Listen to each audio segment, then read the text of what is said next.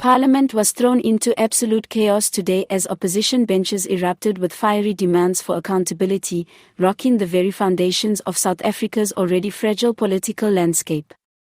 For months, whispers of corruption, maladministration, and secret dealings have been circulating in hushed tones across the country, but today those whispers broke into a deafening roar. The leadership of the ruling party now finds itself under siege, cornered by allegations too heavy to ignore, and the mood in Parliament proved that the era of silence and cover-ups may finally be coming to an end. It all began when opposition leaders took the floor and launched a blistering attack on the credibility of government heads, singling out high-ranking figures within the ANC leadership. The accusations were nothing short of explosive: claims of siphoned public funds, manipulated tenders, and the shielding of key allies from prosecution. One MP shouted, "We cannot continue to allow this country to be run as if it belongs to a few greedy men and women at the top."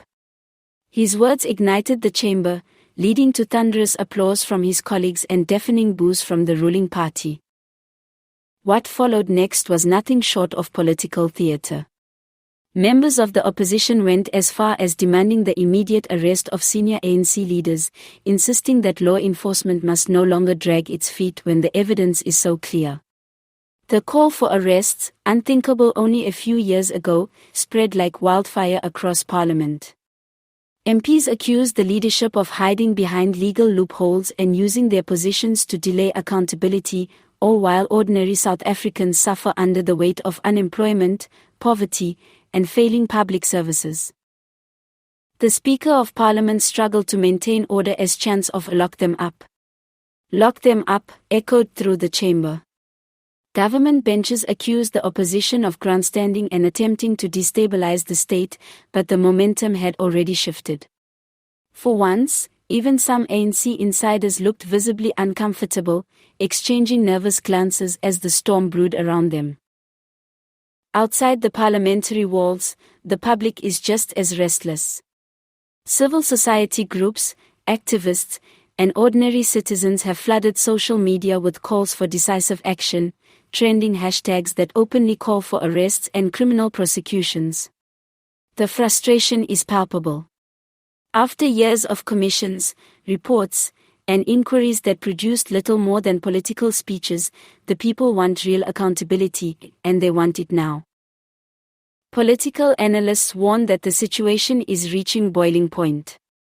With national elections looming in the near future, the image of senior leaders being accused of corruption on the parliamentary floor could prove disastrous for the ruling party.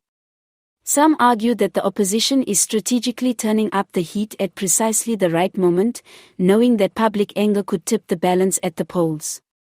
Others, however, caution that the ANC has historically weathered storms of scandal before, and this could be yet another political battle that fizzles out if arrests don't actually materialize. Still, this feels different. The sheer intensity of today's outcry, combined with the growing impatience of ordinary citizens, suggests that the leadership of the ruling party may be facing one of its toughest challenges yet. The symbolic demand for arrests in Parliament has now transcended the chamber; it has become a rallying cry across the nation. The big question is whether law enforcement agencies, long accused of being captured or compromised, will act on these demands. Will South Africa finally witness the arrest of leaders who have long been shielded by their political power? Or will this too become just another chapter in the country's endless saga of corruption without consequences? For now, the nation waits anxiously. What is clear is that Parliament has spoken with unprecedented fury, and the leadership is in serious trouble. The calls for arrests are no longer whispers, they are thunderclaps shaking the very pillars of power.